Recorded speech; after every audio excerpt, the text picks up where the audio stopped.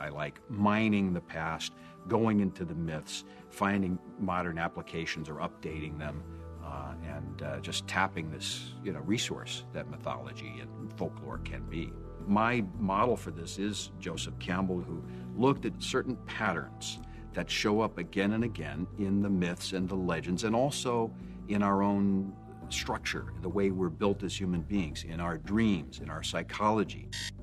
You almost always start out with a hero who is in some kind of environment where he or she is not completely comfortable and they know something's wrong and something's got to be done. I have a problem with authority, Mr. Anderson. The second step is a call to adventure, where something becomes even clearer now. You have to do something. Almost immediately, you come to the third stage, which is refusal of the call, where the hero says, no, I can't, or the fear comes up. That's really what it's about, is expressing everyone's fear of change. I can't do this. The next stage is to overcome that fear, and usually this is meeting with a mentor. At last.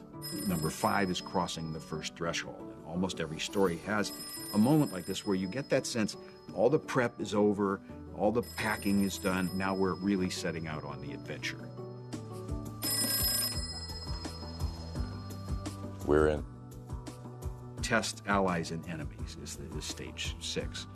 And here the hero begins to experiment with that new world and find out what's really new about it. Who's on my side, what can I eat, what can eat me, and picks up some lessons. Do not try and bend the spoon. That's impossible. Stage 7 is approach. What are you doing? I'm going in. And here the hero is now pretty deeply into the new country and getting ready to face the big one, the big question or battle or struggle in that world. And so there's a moment of preparation and rehearsal for that. Guns. Lots of guns.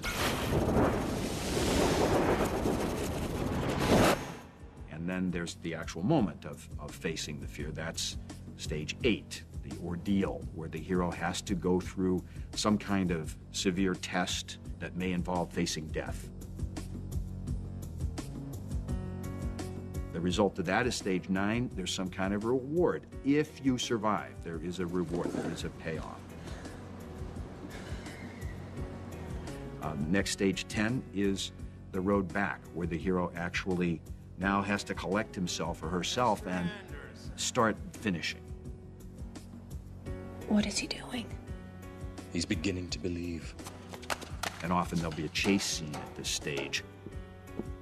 The 11th stage is resurrection, where the hero has to face death one more time, but in a more final way, a bigger scale, and at a deeper level, so that they're really, really being tested about everything they've learned on the whole journey so far.